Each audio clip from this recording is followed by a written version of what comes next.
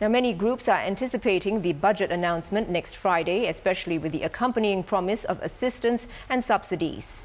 Well, one group that will be keeping a lookout for the announcement is Bizlink Centre. The non-profit organization helps disadvantaged people, especially people with disabilities, to get jobs. And Alvin Lim, CEO of Bizlink Centre, joins me now for a discussion. Now, Alvin, your organization works closely with people with special needs. What's their topmost concern? Topmost on my wish list would be that I hope in the coming budget, more will be done in the area of employment for people with disabilities. This, I'm hoping that you actually extend beyond just all those who can work, in the form of the providing work also for all those that's not quite ready, through sheltered employment. What I meant by this is that it's better for people with disability to step out of their house, join a community through work. So it's in this manner there that they can stay with the community. What is happening is that I know of a lot of caregivers and parents of people with disabilities that are aging, and they're worried that say what happens when they leave this world if their children stay alone on their own there. This is not going to be good. So through work itself, it will be very sustainable form of engagement into community there. So I'm hoping that in the coming budget, that there'll be more measures that will encourage people to work. Measures like, for example, workfare income supplement scheme. For example, the special employment credit for employers to engage this group of people there.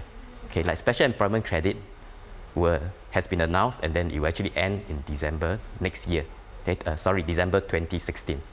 Employers need to plan in advance. So it'd be good if the budget can actually consider extending the special employment credit so that employers can plan way in advance and actually hire this special needs community. Right. You mentioned, I understand the importance of helping these people find work and meaning in their lives.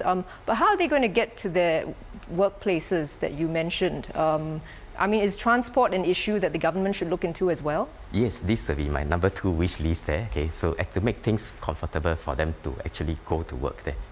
So what I'd like to do is actually that says that on my second on my wish list is that perhaps more can be done in terms of subsidy to be given for specialized transportation to bring this group of people to their workplaces and also to other areas whereby services are being rendered for people with disabilities. This, I'm not referring to the typical MRT or the bus there. I'm referring to special needs transportation. That means that the buses and all this, specially to cater to bring a whole community of these people, a whole group of these people to their workplaces or to other areas where they can receive disabled services. Right. And when we think of special needs people, we often forget that there are elderly among them. What do you think the government should do to help this group? Yes, I guess that says that just as Singaporeans aging, people with disabilities are also aging thanks to good health care. And actually that says that we have a very inclusive society right now that extends this help to them in the form of actually their aging portion. But I thought that says that more can be done because what is happening is that their caregivers are also aging. So here we have one hand, people with disability aging. Their caregivers are aging even more. And the caregivers are now worrying that if they leave this world, what happened? So as earlier on I said that through work we put them in the community. I think more than that also, they also need a roof over their head. So for example itself, things like group home, whereby you can actually dedicate certain areas there, and then a few of them that choose to stay together in a community form of this nature there.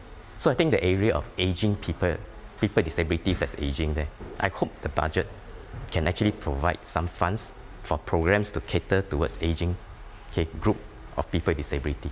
All right, thank you very much for that, Alvin. That was Alvin Lim from Bizlink Centre on the challenges that those with special needs face and what can be done to improve their lot.